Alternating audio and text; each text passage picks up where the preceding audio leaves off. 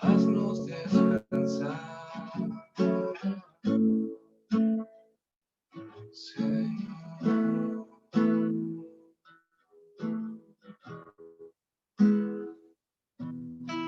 Ven, oh Santo Dios,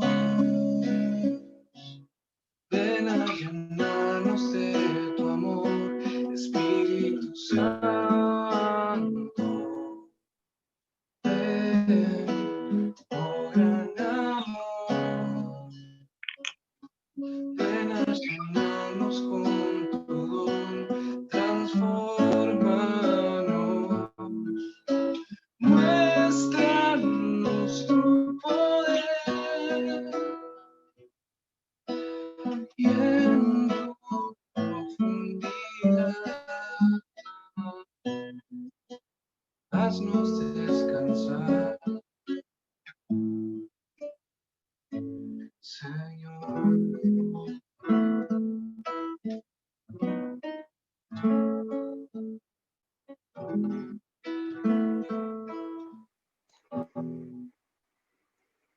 Ven Espíritu Santo, por la poderosa intercesión del corazón inmaculado de María, tu amadísima esposa. Ven Espíritu Santo, por la poderosa intercesión del corazón inmaculado de María, tu amadísima esposa. Ven Espíritu Santo, por la poderosa intercesión del corazón inmaculado de María, tu amadísima esposa. Ven Espíritu Santo, llena los corazones de tus fieles, enciende en ellos el fuego de tu amor. Envía, Señor, tu Espíritu y todas las cosas serán creadas y renovarán la faz de la tierra. Oh Dios, que los corazones de tus fieles con la luz del Espíritu Santo. Haz que guiados por este mismo Espíritu saboremos la dulzura del bien, gocemos siempre de tu divina consuelo. Por Cristo nuestro Señor. Amén. Te pedimos, Santo Espíritu de Dios, que en esta noche, con tu gracia, comulgues nuestros corazones para que seamos uno solo en tu presencia, que podamos degustar de la sabiduría de tu Espíritu, Señor, que transforme nuestro corazón y nuestra vida.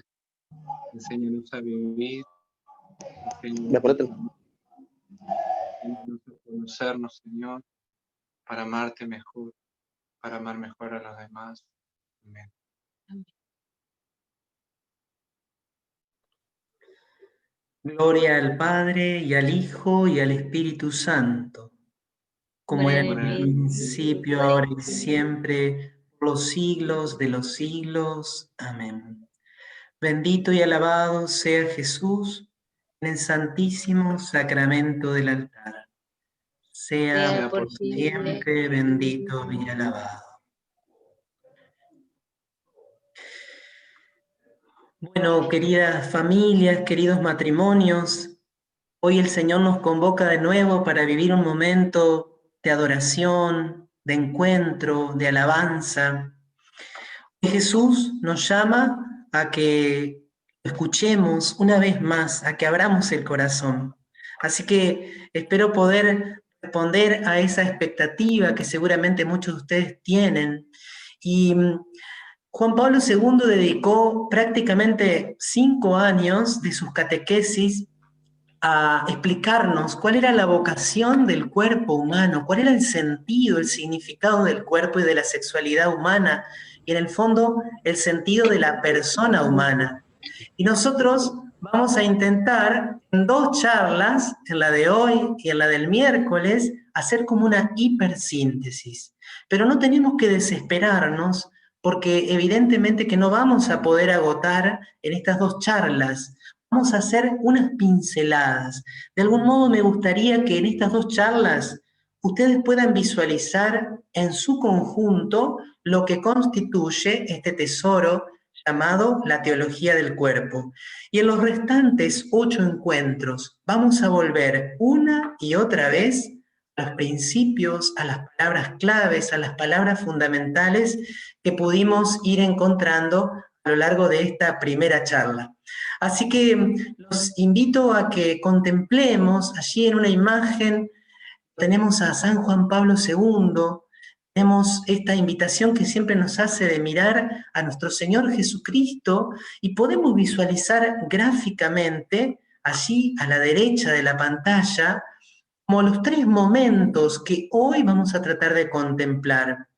El momento del hombre originario, el momento del hombre histórico y el momento del hombre escatológico. Les menciono estas 3 expresiones para que ya las vayan teniendo muy, muy presentes.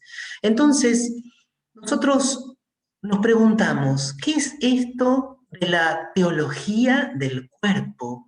¿Qué significa la teología del cuerpo? Si nosotros nos preguntamos qué es la teología del cuerpo, podemos responder, en primer lugar, que son el conjunto, la recopilación de las reflexiones de Juan Pablo II sobre el significado de ser persona, del amor, del sexo y el matrimonio a la luz de las Sagradas Escrituras. Estas reflexiones Juan Pablo II las hizo entre 1979 y 1984. Fíjense que fueron los 5 primeros años de su pontificado. Juan Pablo II no sabía si iba a estar al frente de la Iglesia 26 años o 30 días como Juan Pablo I. Ya había pasado un año de que había asumido, pero no sabía cuán largo iba a ser su pontificado. Y sin embargo consideró esencial este tema, de tal modo que le dedicó todo este tiempo. Es el ciclo de catequesis sobre un mismo tema más largo de toda la historia de la Iglesia. Estas reflexiones, que están basadas en la Sagrada Escritura, reconocen que no solamente tenemos un cuerpo, sino que somos corporales, somos personas corpóreas cuyos cuerpos expresan la vida interior. Pero vamos a tratar de extender un poquitito más la explicación, porque nosotros a veces podemos decir, ¿qué es esto de teología del cuerpo? ¿Acaso no hemos aprendido, no nos han dicho muchas veces que la teología es la ciencia de Dios? La teología es el estudio de Dios. Entonces, ¿cómo podemos estudiar a Dios en el cuerpo? ¿Qué tienen que ver Dios y el cuerpo? Y acá nos vamos a introducir en una maravillosa verdad a la cual vamos a volver una y otra vez. Y es que así como la Sagrada Escritura nos dice que nadie ha visto a Dios, eso lo dice el primer capítulo del libro de Juan, del Evangelio de Juan, también nos dice que nosotros fuimos creados a imagen y semejanza de Dios. Y repite Génesis 1:27, los creó a imagen de Dios, los creó varón y mujer. Nos vamos a encontrar entonces aquí con un concepto de los más profundos, de los más, para mí, reveladores y bastante difícil, por cierto, de Juan Pablo II, donde él dice, en efecto, el cuerpo y solo el cuerpo es capaz de hacer visible lo que es invisible, lo espiritual y lo divino. El cuerpo y solo el cuerpo es capaz de hacer visible lo que es invisible, lo espiritual, lo divino. El cuerpo ha sido creado para transferir a la realidad visible del mundo el misterio escondido desde la eternidad en Dios y ser así su signo. Esta es una de las citas clásicas, de las citas estrella de toda la teología del cuerpo.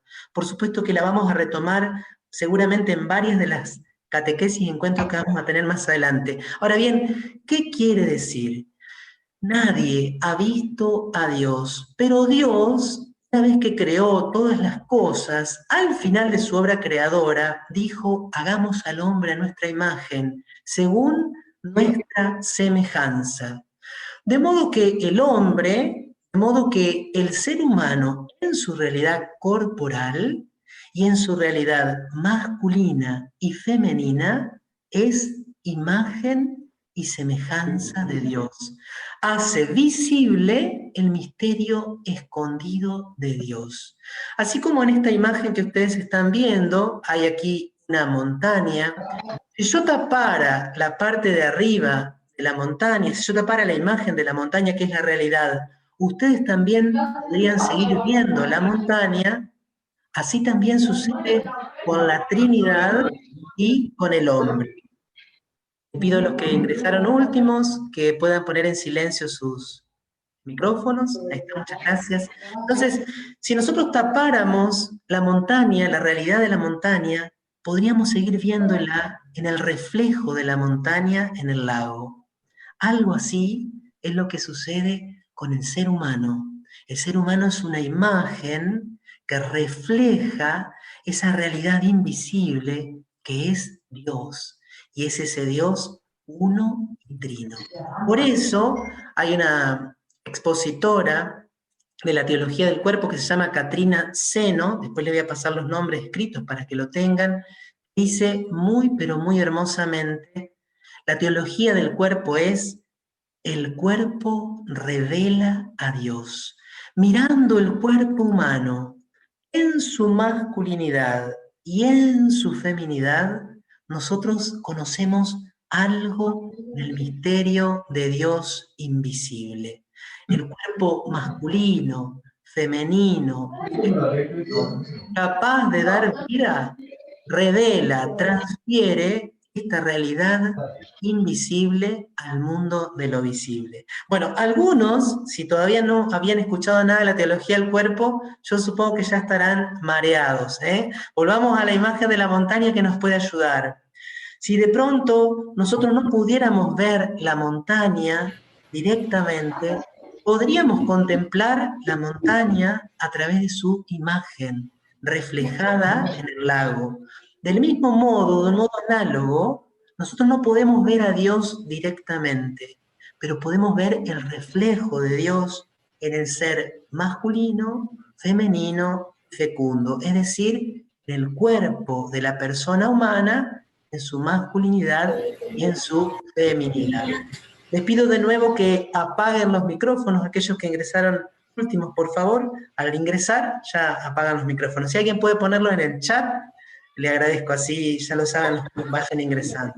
Entonces, la teología del cuerpo nos ayuda a desentrañar este significado profundo, este sentido tan profundo que tiene el cuerpo humano. ¿Por qué es tan difícil la teología del cuerpo? ¿Por qué es tan difícil la teología del cuerpo? ¿Por qué cuando algunos de nosotros quizá le dicen, voy a estudiar la teología de Juan Pablo II, y nos resulta muy compleja? Es por tres motivos. En primer lugar, porque Juan Pablo II es un filósofo y un teólogo. Es decir, es una persona que se mueve en el campo científico y va a utilizar siempre el lenguaje y el vocabulario propio de la filosofía y de la teología. Si no estamos habituados al lenguaje de la filosofía y la teología, nos va a costar entrar en su lógica. Pero además Juan Pablo II es una persona muy, pero muy profunda. Juan Pablo II llega a conocer, a contemplar realidades que habitualmente la mayoría de las personas no llegan a contemplar. Y en tercer lugar, Juan Pablo II tiene un método de reflexión que no es lineal, sino que es un método en espiral. Es decir, Juan Pablo II a un tema, lo deja, lo vuelve a tomar con mayor profundidad, lo vuelve a dejar, se va como un poquito por las ramas, como decimos a veces, y vuelve a tomarlo.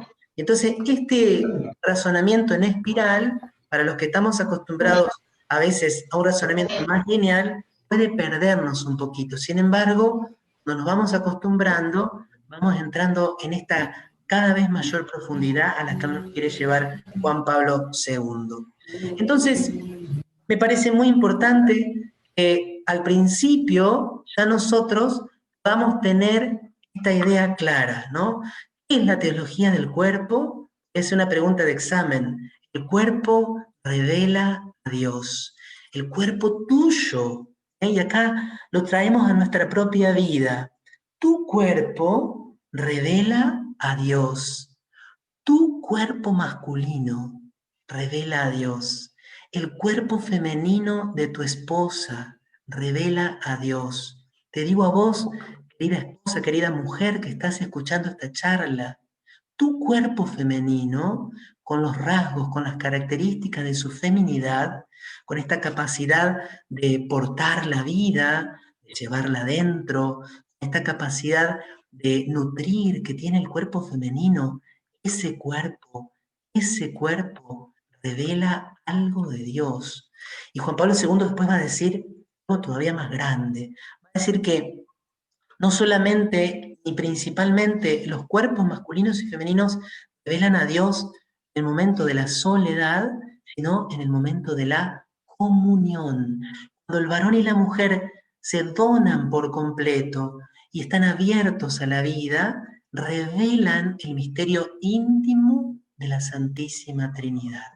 Algunos de los que están escuchando esta charla ya son padres, ya han tenido la maravilla de la fecundidad en su vida matrimonial, la fecundidad física. Por supuesto, vamos a hablar también de la fecundidad espiritual, pero qué maravilla y qué modo tan diferente de contemplar la sexualidad humana cuando decimos son revelación de Dios, son imagen, son reflejo del ser divino. Entonces, otra forma de responder a la pregunta, ¿qué es la teología del cuerpo? A veces hay personas que dicen, bueno, la teología del cuerpo son las enseñanzas de Juan Pablo II sobre el sexo. Sí, pero no solo eso, es muchísimo más. La teología del cuerpo es una antropología, es una visión integral del ser humano en todas sus dimensiones. Es una antropología unitaria, donde todas las dimensiones del ser humano, Juan Pablo II hace un enorme esfuerzo para verlas integradas, entrelazadas, fusionadas. Son distintas las dimensiones, pero justamente Juan Pablo lucha contra algo que fue común en algunos momentos de la historia de la humanidad y de la Iglesia, que fue el dualismo o el maniqueísmo. Juan Pablo II a veces parece que tiene rabia y que hace una batalla directa contra toda forma de dualismo y toda forma de maniqueísmo. Pero esta antropología de Juan Pablo II, si bien tiene elementos filosóficos, es una antropología teológica. El fundamento es la palabra de Dios, como lo vamos a ver inmediatamente. Y es una antropología fundada en una teología. Es una antropología que tiene como punto de partida esta cita que la dije ya una vez y no es porque no me acuerde lo que sigue, sino porque quiero que quede bien claro. Es el texto fundamental de toda la teología del cuerpo. Los creó a imagen de Dios, los creó varón y mujer. De tal manera que nosotros, para poder comprender al hombre, necesitamos mirar a Dios. Y cuanto más miramos a la Trinidad, más comprendemos al hombre. Y cuanto más miramos a Jesucristo, Verbo encarnado, más comprendemos al hombre. Y cuanto más comprendemos al hombre, a través como de esa ventana, como de ese reflejo, más también comprendemos a Dios. Se da como una circularidad del conocimiento. Por supuesto que de esta antropología, es decir, de esta visión integral del hombre, surge luego una ética, es decir, un modo de vivir, un modo de ser, un modo de comportarse.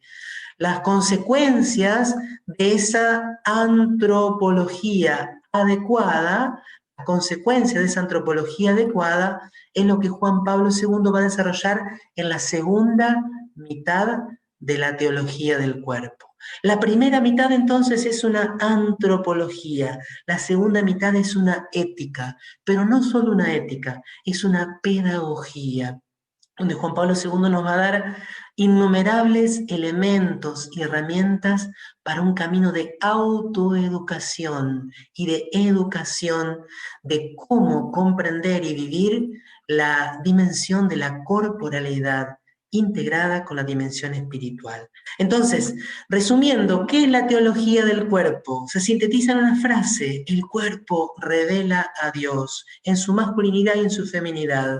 La teología del cuerpo es una antropología.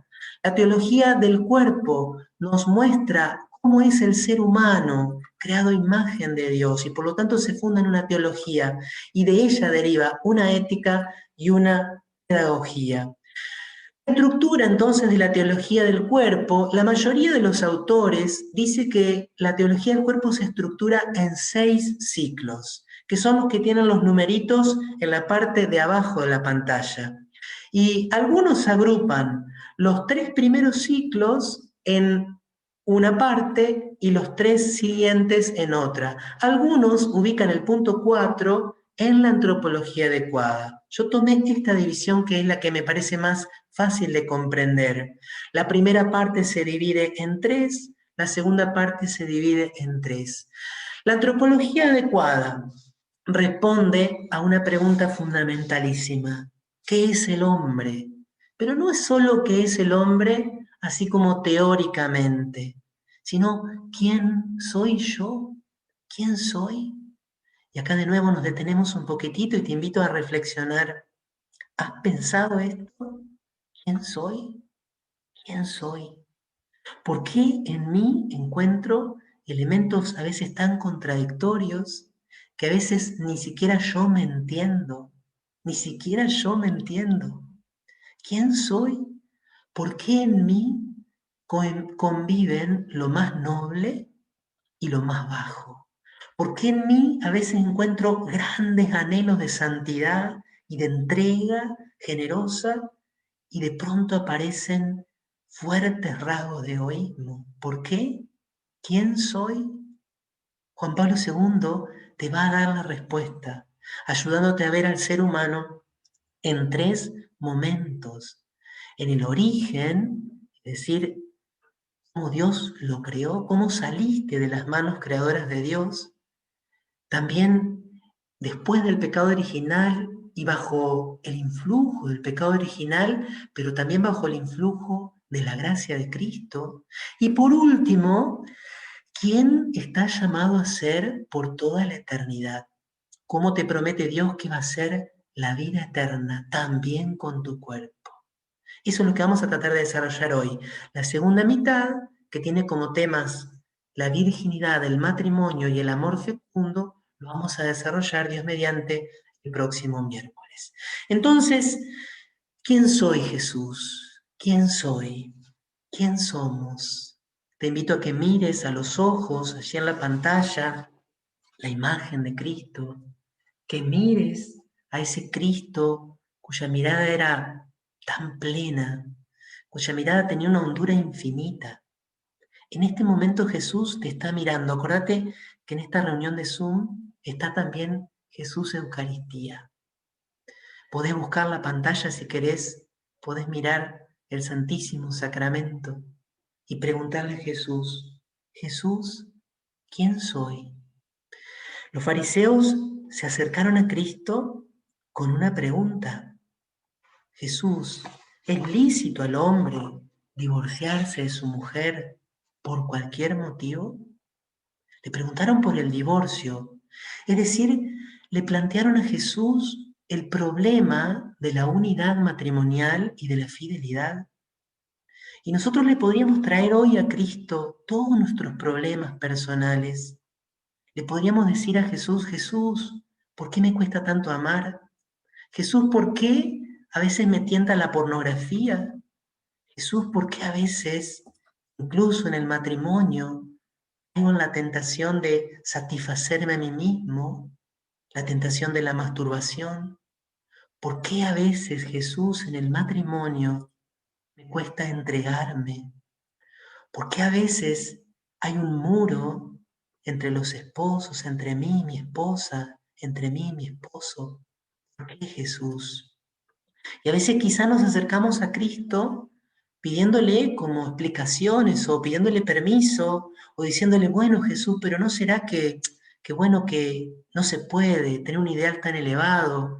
Como los fariseos que le decían a Cristo, bueno, ¿por qué motivos es lícito divorciarse? Y el Señor en Mateo capítulo 19 les regaló esta respuesta con la cual se abre la teología del cuerpo. Es la primera de las 3 palabras esenciales de Cristo. Cristo nos dice también a nosotros hoy, te dice a vos, esposo, a vos, esposa, que estás acá en la charla, te dice, ¿no han leído que al principio el Creador los hizo varón y mujer, y que por eso el hombre dejará a su padre y a su madre y se unirá a su mujer y los dos serán una sola carne. De manera que ya no son dos, sino uno solo. El hombre no separe lo que Dios ha unido. Entonces, estos le dicen, pero Jesús, ¿por qué Moisés lo permitió? Y Jesús le responde, Moisés le permitió por la dureza de su corazón, pero al principio no era así. Y yo quiero, querido esposo, querida esposa, que hoy estás escuchando esta charla, que escuches a Cristo que hoy te dice, al principio no era así. Vos que hoy a veces te sentís egoísta, que tenés miedo, que te cuesta darte. Yo quiero decirte, yo Jesús quiero decirte hoy, al principio no era así. Al principio, cuando mi Padre los creó, el hombre y la mujer estaban completamente abiertos, completamente disponibles para el don. Entonces esta invitación a ir al origen la toma Juan Pablo II y es lo que va a desarrollar. Aquí yo quiero seguir un poquito el desarrollo de este autor que forma parte de la Escuela de Teología del Cuerpo de Filadelfia, Bill Donaghy, que nos invita a contemplar esta que es una de las obras de arte más impresionantes y más conocidas de la historia de la humanidad, la creación de Miguel Ángel en la Capilla Sixtina, donde nosotros vemos, en primer lugar, y casi siempre vemos, ¿a quién? A Adán. A este Adán que está mirando a Dios, parece el Padre. Y Adán extiende su mano, y también el Padre extiende su mano, a establecer un vínculo de comunión. Aquí aparece una de las ideas que desarrolla Juan Pablo II y que él llama la soledad originaria, la soledad original. ¿Qué es la soledad original? Es esa experiencia del hombre de ser único entre todos los hombres, entre todos los seres creados. Eso es la soledad original. Dios me ama a mí de manera absolutamente personal. Dios quiere establecer conmigo, dice Juan Pablo II, una relación única, exclusiva e irrepetible con cada uno de nosotros. Detenete un ratito aquí a pensar. Vos que estás escuchando esta charla, Dios, el Eterno, el Todopoderoso, quiere tener una relación única, exclusiva e irrepetible con vos.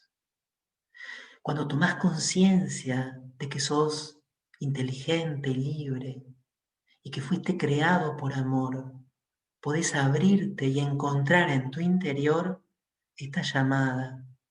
Por eso este momento de la soledad, sobre todo en el segundo relato de la creación, es muy hermoso y es muy necesario.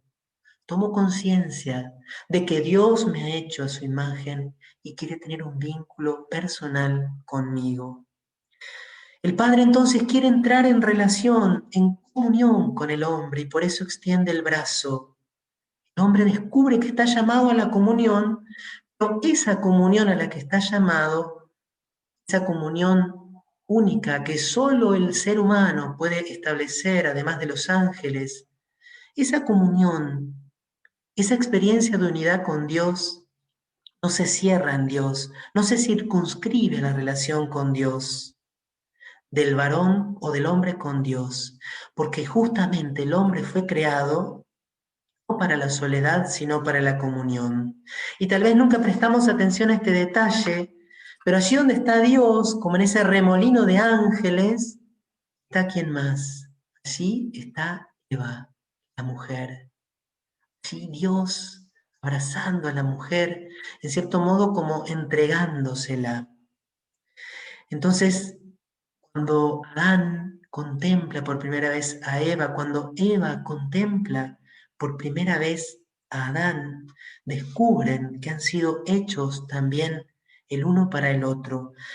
Al contemplarse semejantes en la naturaleza y a la vez diferentes en su realidad corpórea, descubren lo que Juan Pablo II va a llamar el significado nupcial o el significado esponsal del cuerpo.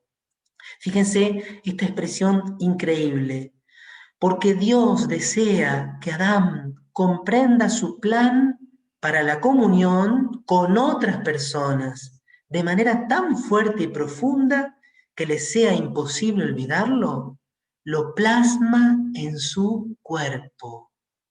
Y esto que voy a decir, a algunos le puede sonar fuerte, le puede sonar incluso hasta extraño, pero tu cuerpo masculino con tu dimensión genital, tu cuerpo femenino en su dimensión genital, es el signo de que fuiste hecho para la comunión. Dios quiso que tuviéramos en el cuerpo la genitalidad para que de ningún modo nos olvidáramos de que fuimos hechos para la unión. El cuerpo revela la vocación profunda de ser comunión, de unirnos. ¿A quién? En esta tierra, a los demás con distintos niveles de unión y de comunión, pero sobre todo a Dios mismo. Por eso Dios nos da un cuerpo que no es cerrado, sino que es abierto, un cuerpo relacional. Un cuerpo, y esto perdonen si a alguno les suena fuerte, pero quiero que se entienda esta idea. Imagínate que en el paraíso Adán miraba su cuerpo y sentía que a su cuerpo le sobraba algo. Y Eva, vamos a imaginar antes de conocerlo a Adán, miraba su cuerpo y sentía que su cuerpo tenía un espacio vacío, un espacio que debía ser llenado. Esto que experimenta Adán y esto que experimenta Eva es el signo sensible, la plasmación corporal de este llamado a unirse, que no solamente va a tener su realidad en el mundo corporal y en la historia, sino en toda la eternidad. Y esto que decimos de Eva, esto que decimos de Adán, esto se puede decir de cada uno de nosotros, queridos esposos. Tu cuerpo, varón, mujer, quiere ser ese signo que te recuerde de manera indeleble que fuiste hecho para la comunión, no para el aislamiento. Y aquí entonces se miran, ¿cómo era esa mirada? En la unidad originaria, en la inocencia originaria, era una mirada pura, era una mirada llena de paz. Dice Juan Pablo II, ellos se ven y se conocen a sí mismos con toda la paz de la mirada interior, que crea precisamente la plenitud de la intimidad de las personas. ¿Anhelás esa paz? Yo sí. ¿Cómo quisiera poder tener esa paz de la mirada interior? Era una mirada que algunos llaman mirada sacramental, porque nunca veían solo cuerpos. Siempre a través del cuerpo veían la persona completa. Y por último, este fresco aparece algo más. ¿Aparece quién? Un niño. Si volvemos para atrás, vamos a ver, creo que lo estoy tapando yo, al lado de la mujer, la otra mano de Dios está señalando a un niño. Hay un montón de angelitos, pero este es un niño. Este niño, este hijo, este nuevo ser humano, será el fruto de la unión del varón y de la mujer. Estas fueron las primeras palabras que Dios pronunció. Sean fecundos y multiplíquense. Desde el principio entonces, el amor no solo está llamado a ser comunión de dos personas, sino también a ser fecundo, una tercera persona. La vida humana, por naturaleza, está llamada a la procreación. Por eso son sus primeras palabras al hombre: multiplíquense. La mano poderosa de Dios señala en el otro extremo de Adán a ese nuevo miembro con el mismo gesto prácticamente. Dios hace esto cada vez que un varón y una mujer se unen en una unión fecunda. Qué hermoso para ustedes que están escuchando, que ya son papás biológicos, algunos todavía no, pero lo anhelan. Recordar esto que dice la Iglesia. En cada ser humano, en la creación de cada uno de nosotros, interviene Dios directamente, creando el alma. Entonces, imaginemos cómo era la unidad, la unión profundísima de Adán y Eva, esa unidad originaria. Era la unión plena, no solo de la carne, sino de las personas completas, gracias a la diferencia sexual. Y entonces, aquí nos damos cuenta de lo que ya dijimos al principio, que la unión del cuerpo y de la persona masculina y la unión de la persona femenina, que en su comunión plena son capaces de traer al mundo una tercera persona, van a ser sacramento, es decir, signo visible de la Trinidad. Ya San Agustín, hace 1600 años, cuando quiso explicar la Trinidad, lo dijo así: en la Trinidad hay un amante, que es el Padre, un amado, que es el Hijo, y el amor, que es el Espíritu Santo. Por eso, en la unión fecunda, plena del varón y la mujer, encontramos más aún esa imagen que yo intentaba como establecer una analogía hoy cuando veíamos la montaña. Fíjense esta frase de Juan Pablo II, es de esas frases que te vuelan la cabeza. Dice Juan Pablo II, Él es el hombre desde el principio, no solo imagen en la que se refleja la soledad de una persona que rige el mundo, sino también y esencialmente imagen de una inescrutable comunión divina de las personas. Por eso, queridos matrimonios, la Iglesia defiende, tutela, proclama la belleza del matrimonio y de la familia, y defiende que existe una sola familia que es auténticamente imagen de Dios, donde existe la diferencia, por eso la familia se funda en varón, mujer, y donde existe la apertura a la vida. Ciertamente vamos a hablar de cuando no llegan los hijos, cuando en ese matrimonio no se da la fecundidad biológica, pero siempre está la diferencia. Y por eso la Iglesia se opone a tantas ideologías que hoy están presentes en el mundo. Vamos a descubrir una última experiencia. Hablamos de la soledad originaria, hablamos de la unidad originaria. Juan Pablo II le va a dedicar muchas catequesis a la desnudez originaria. Nosotros a veces cuando leemos Génesis pasamos de largo de esa frasecita que dice al final del capítulo 3, estaban desnudos pero no sentían vergüenza. Juan Pablo II dice, no hay que pasar de largo. Esa frase es muy importante, porque esta desnudez originaria significa la total y plena complementariedad. Dice Juan Pablo que esta desnudez significa el bien originario de la visión divina, toda la sencillez y plenitud de la visión a través de la cual se manifiesta el valor puro del cuerpo y del sexo.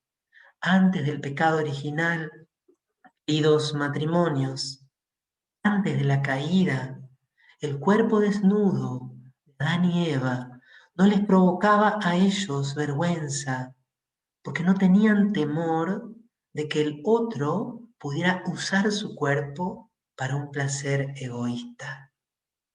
Hacer eso una de las consecuencias justamente del pecado original. Entonces, descubrimos 3 experiencias del hombre antes del pecado. La soledad originaria. Dios quiere tener una relación única, exclusiva y totalmente original conmigo. La unidad originaria, esta posibilidad de ser unos, no solamente con Dios, sino también entre el varón y la mujer. Y la desnudez originaria, esa paz y esa transparencia total del uno en el otro. No había miedo de que el otro pudiera tratarlo como un objeto. Pero también encontramos como un triple significado del cuerpo. Todo esto lo vamos a profundizar en los próximos encuentros. Un significado filial, somos criaturas, somos llamados a ser hijos.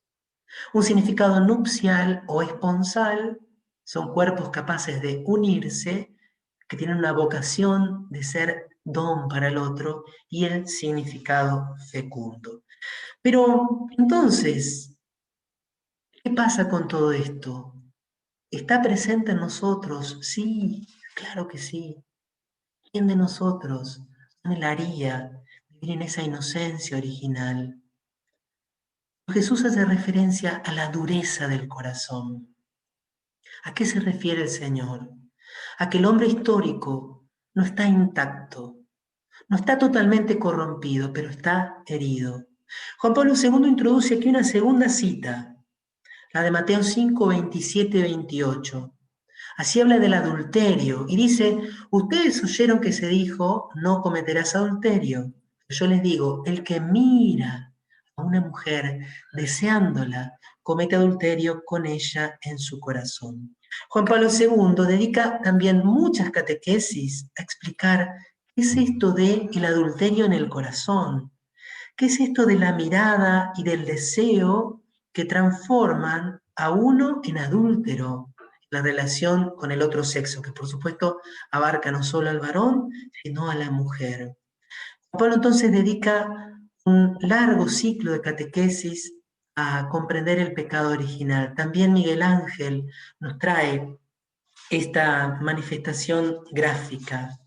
¿Qué es lo que ha sucedido con el pecado original? Una vez que Adán desobedece a Dios, Dios se acerca y le pregunta, ¿dónde estás? ¿Dónde estás? Y fíjense qué terrible la respuesta de Adán, esa respuesta que tantas veces vos y yo le damos a Dios, consciente o inconscientemente. Oí tus pasos por el jardín y tuve miedo, porque estaba desnudo, por eso me escondí. El miedo, no solo a Dios, sino también al otro, a la otra.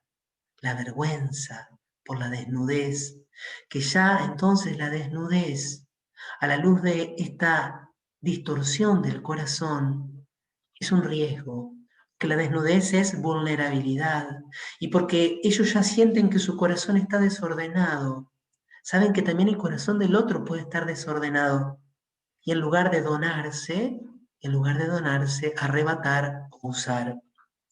Entonces, en esta experiencia del pecado original, nosotros podemos descubrir 4 rupturas. El pecado original rompe la comunión con Dios, y rompiéndose la comunión con Dios, este primer sentido de comunión, este primer sentido también del cuerpo, se rompe la comunión entre el varón y la mujer. Recordemos cómo Adán acusa a Eva en lugar de defenderla y de solidarizarse. Pero muy pronto ellos descubren una ruptura interior, una ruptura entre el cuerpo y el alma. Pablo II va a hablar de una rebeldía del alma, rebeldía del cuerpo hacia el alma. En el estado originario, el cuerpo y el alma estaban totalmente armonizados. A causa del pecado original, hay una rebeldía, el cuerpo ya no acepta, estamos rotos por dentro y también con la creación. Querido esposo, querida esposa que me estás escuchando, estas 4 rupturas las experimentamos nosotros, porque ese hombre histórico del cual habla Juan Pablo II, somos nosotros. ¿Cómo nos cuesta abrirnos y confiar en Dios? A veces le tenemos miedo a Dios, porque el demonio nos hace tener una idea falsa de Dios. ¿Cómo nos cuesta la comunión entre nosotros y cómo experimentamos esta lucha en el interior? Este combate entre a veces los deseos de la carne y los deseos del espíritu. La división entre lo que a veces nos pide el cuerpo y lo que sentimos a que nos llama el Señor. La obra hermosa de Dios se ve distorsionada. Pueden ver aquí los rostros, cómo los expresa tan impresionantemente Miguel Ángel, ¿no? La belleza del Adán salido de las manos creadoras de Dios Y este hombre triste, demacrado, despeinado, incluso con un rostro que provoca cierto miedo, y sobre todo la mujer. A mí me impresiona cómo Miguel Ángel plasmó cómo el pecado dañó, envejeció a Eva. Entonces este hombre que estaba llamado a la comunión, a la donación, a vivir en esta desnudez que implicaba una confianza total, ahora experimentamos aislamiento, soledad, experimentamos lujuria como deseo desordenado del placer, como una búsqueda de satisfacer el placer físico desvinculado de lo espiritual, con el otro o con mí mismo.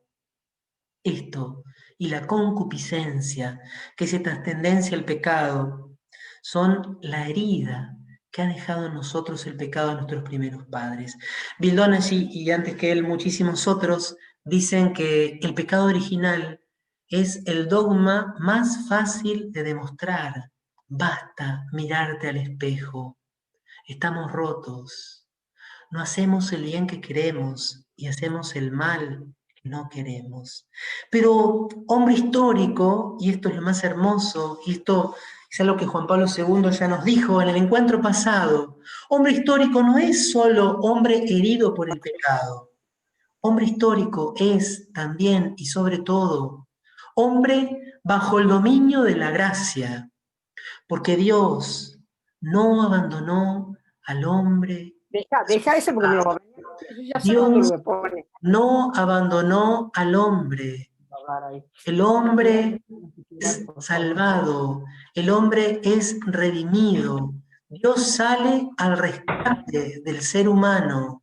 Dios quiere darnos a todos y cada uno de nosotros de nuevo la posibilidad no solo de comprender, sino de vivir esa vocación que había soñado en Adán y Eva, que había plasmado en Adán y Eva.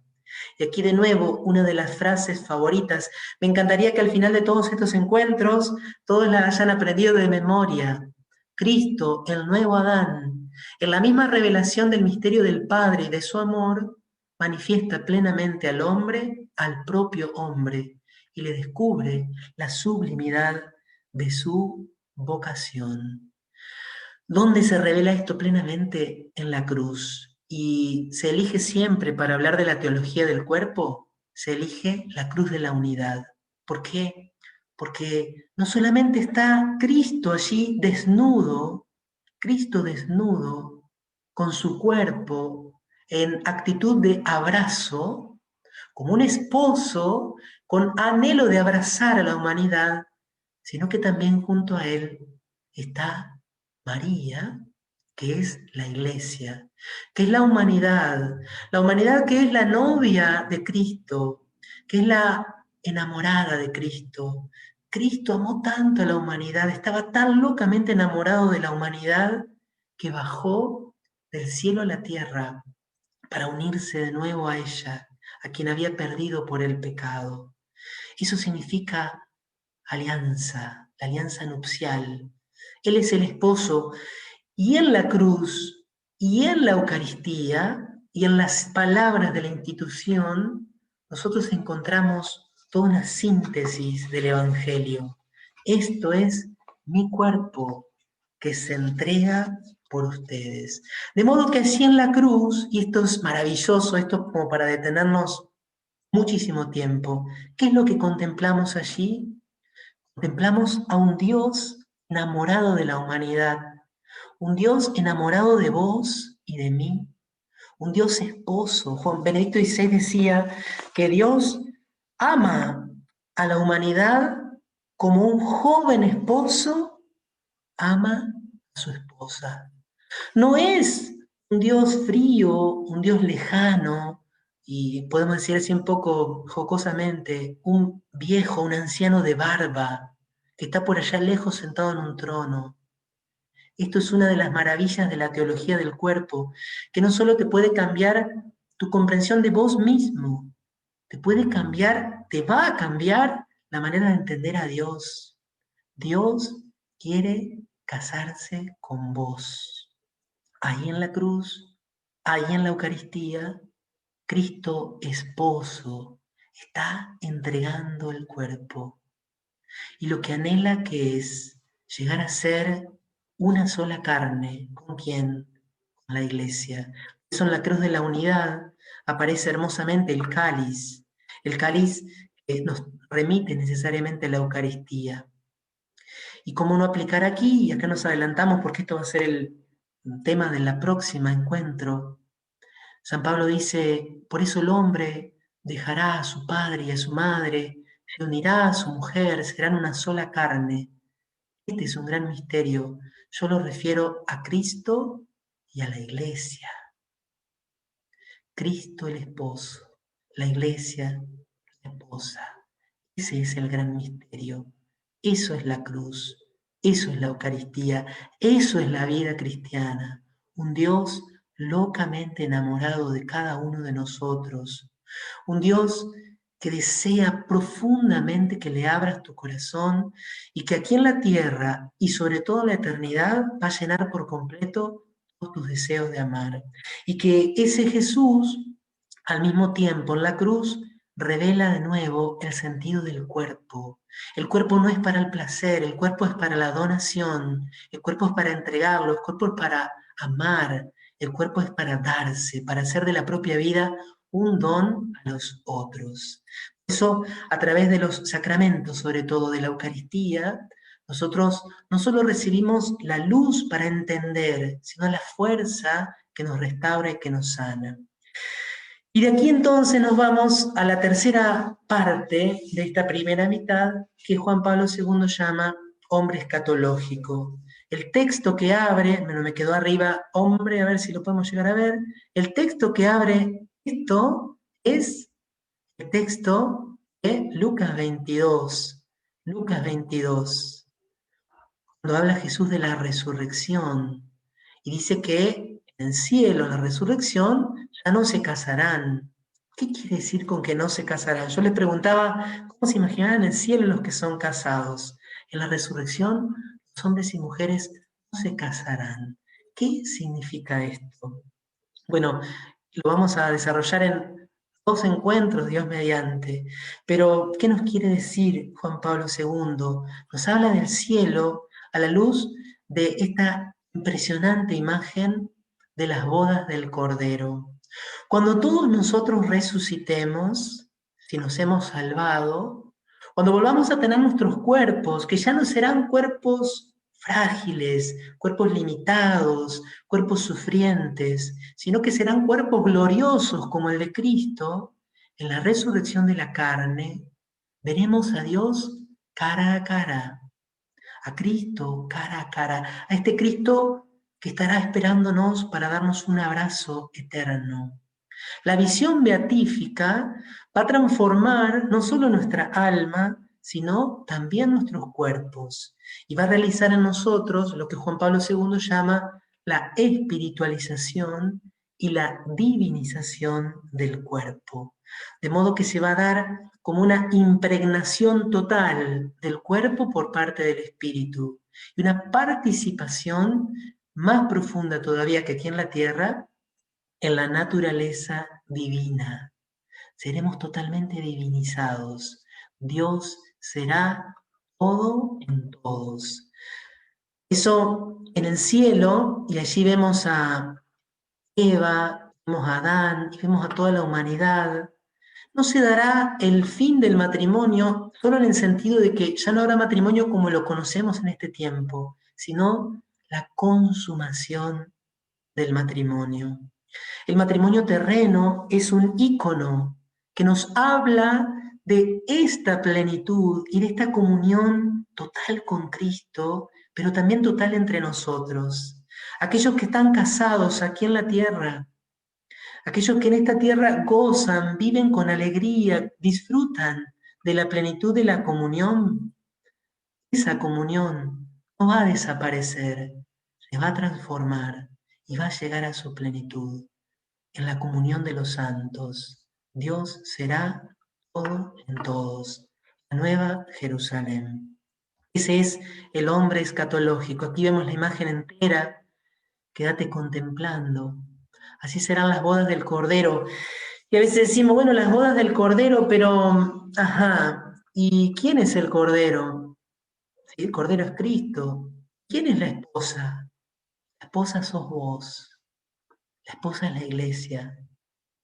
El matrimonio será eterno, será perfecto, será absoluto. Será una comunión ya sin límites. Todos los anhelos, todos los deseos serán colmados. San Agustín decía, nos hiciste, oh Dios, para ti, y nuestro corazón está inquieto hasta que no descansa en ti. Yo me permito parafrasear a San Agustín y decirte, podemos decirle así a Cristo, nos hiciste, oh Cristo, oh Cordero, para ti, y nuestro corazón, y nuestro cuerpo, y nuestra carne están inquietos hasta que no se unan plenamente a ti. Así entonces, llegamos al final de la charla de hoy, pero les quiero compartir entonces como un final, unas conclusiones, me parece que pueden ayudar también mucho a bajar todo esto a nuestra vida cotidiana. Lo hemos intentado hacer todo el tiempo, ¿sí? Pero si tal vez no quedó claro, déjenme que voy a tratar de salir de la pantalla completa. Y entonces, ¿qué significa todo esto? ¿Qué significa todo esto para nosotros? ¿Qué significa todo esto para vos que estás ahí escuchándome? ¿Qué significa? Significa que nosotros, si queremos vivir en plenitud, si queremos vivir auténticamente nuestra vida cristiana, tenemos que darnos cuenta de que ya no somos el hombre originario. Eso no debemos ser ingenuos, no debemos ser ingenuos, no podemos ser ingenuos. Sin embargo, todas esas maravillas que Dios pensó para Adán y Eva no han desaparecido. Están en nosotros como un anhelo, como un deseo. Y por eso cuando vos experimentás insatisfacción en esta vida, cada experiencia de insatisfacción, cada experiencia de nostalgia, es como un eco del principio. En segundo lugar, entonces, recordar el hombre originario nos recuerda, nos hace tener presentes que el cuerpo es bueno, mi cuerpo es bueno, tu cuerpo es bueno. Fuiste hecho por las manos creadoras de Dios, como varón o mujer. No es renegando, reprimiendo, rechazando tu masculinidad o tu feminidad que te vas a acercar a Dios de ninguna manera. Es justamente asumiendo, aceptando y orientando tu masculinidad y feminidad como vas a poder vivir plenamente tu ser de persona. Tu impulso sexual es radicalmente bueno. Las relaciones sexuales en el matrimonio son radicalmente buenas. Los desvíos, las distorsiones, los problemas son heridas, son consecuencia del pecado, pero hay un origen radicalmente positivo. Entonces no puedo ser ingenuo, no puedo exponerme, no puedo decir, yo confío en Dios, yo amo a Dios, Dios me da su gracia. Tengo que ser consciente de las heridas, confiar en la gracia y nunca caer en la presunción. Y por último, aquí viene una consecuencia muy importante que la vamos a retomar en uno de los encuentros. Solo en las bodas del Cordero van a ser colmados todos tus deseos. Solo en las bodas del Cordero. No te olvides. Ningún esposo, ni el más perfecto de los esposos, es capaz de saciar el anhelo de felicidad. Es un error pensar que una mujer puede hacer feliz a un hombre. Es un error pensar que un hombre puede hacer completamente feliz a una mujer. Eso no es así. Tenemos que recordar siempre, solo en las bodas del Cordero, solo allí, tu anhelo de plenitud y de comunión serán totalmente colmados. ¿Y eso es real? Sí es real. Eso ya existe en Cristo y en María. Hay dos de nuestra raza, dos humanos que ya viven esa plenitud de comunión, esa plenitud de felicidad. Eso ahora vamos a hacer una oración y luego sí vamos a tener un tiempo para que aquellos que lo deseen puedan compartir lo que el Señor haya dejado en sus corazones. Vamos a orar, vamos a poner al Santísimo Sacramento, le vamos a pedir de nuevo a Augusto, a Elisa, que nos ayuden a rezar, a llevar a la oración todo esto. Este ratito hemos intentado ver. Allí entonces los invito a que contemplen el Santísimo Sacramento, que adoren a nuestro Señor Jesús. Él está con nosotros, Él está aquí.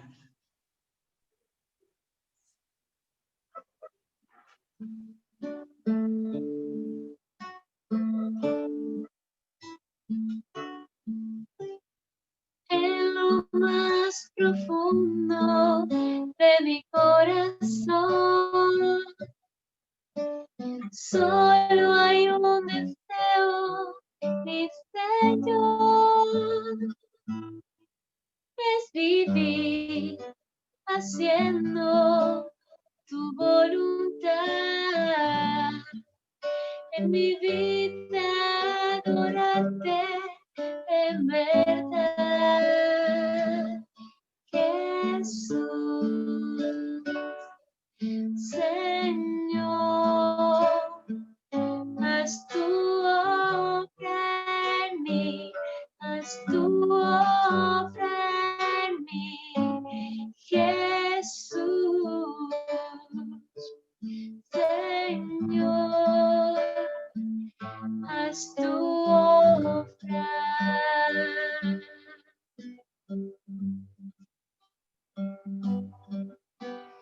En lo más profundo de mi corazón,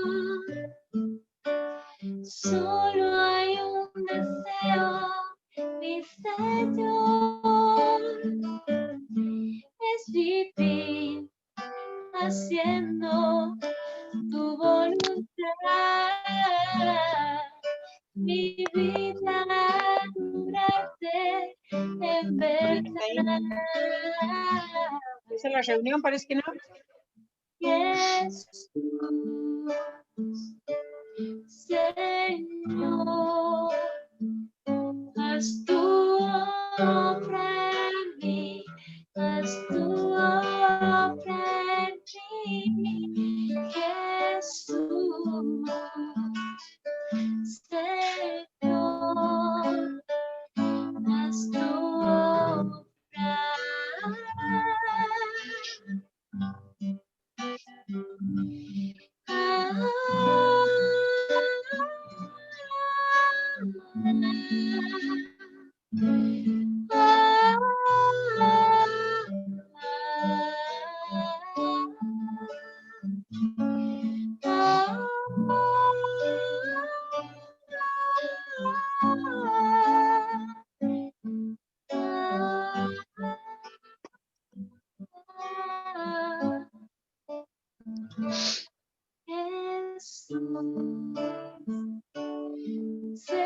Señor, haz tu obra en mí, haz tu obra en mí, Jesús,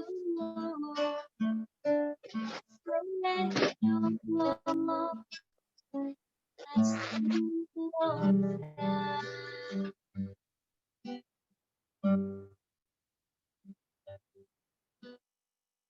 Te damos gracias, Señor, por esta noche, por cada uno de nosotros, por darnos la gracia de compartir este momento de comunión entre todos nosotros. Sabemos que donde hay dos o más personas reunidas en tu nombre, allí estarás, allí estás. aquí está el universo. Te damos gracias, Señor. Nos has regalado el anhelo de plenitud que hace que nuestro corazón esté siempre inquieto, buscándote en todas las circunstancias. Te pedimos que bendigas especialmente a estos matrimonios, cada uno, que bendigas el amor de cada uno de ellos, también aquellos que están pensando en concretar su matrimonio. Danos, Señor, la gracia de poder vivir a imagen de la felicidad, a tu imagen. Danos la gracia de poder vivir un pedacito de esa hermosa comunión que sos.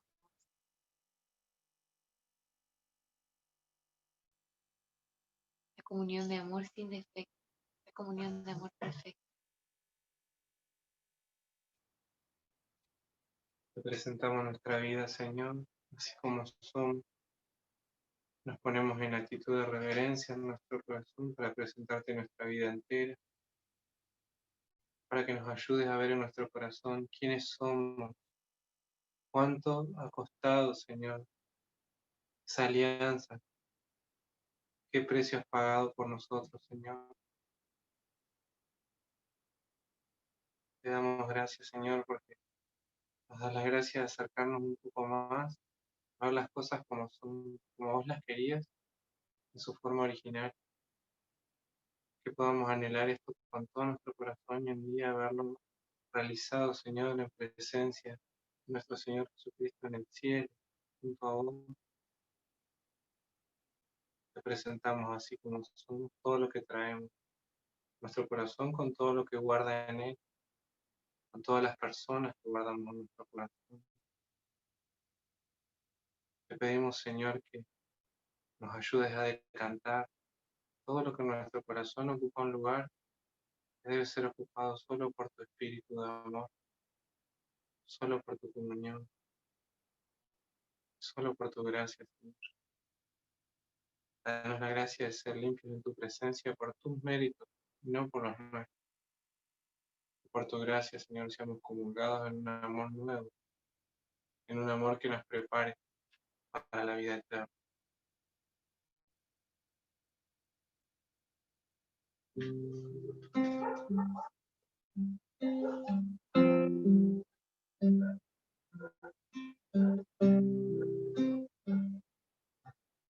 Señor, aquí estoy, otra vez postrado a tus pies, para entregarte toda mi vida, lo que tengo, lo que soy. Lo pongo en tus manos porque no hay lugar mejor para mí.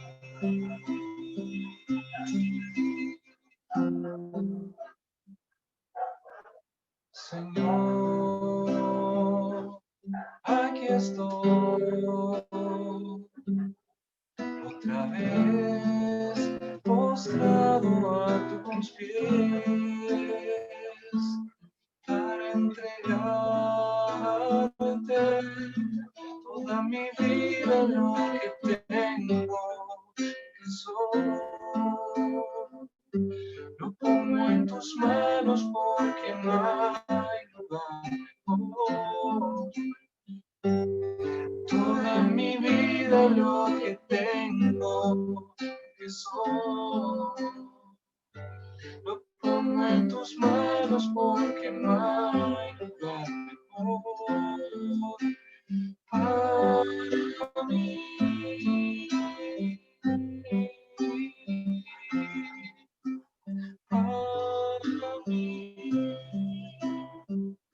Gloria al Padre, y al Hijo, y al Espíritu Santo, como era en el principio, ahora y siempre, por los siglos de los siglos. Amén.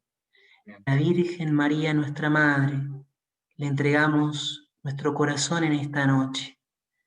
Le entregamos nuestro deseo de felicidad.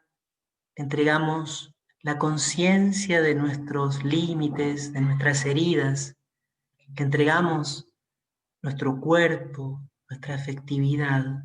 Como decíamos en la canción, todo lo que soy, todo lo que tengo, todo lo ponemos en manos de María para que ella lo ponga en manos de Jesús.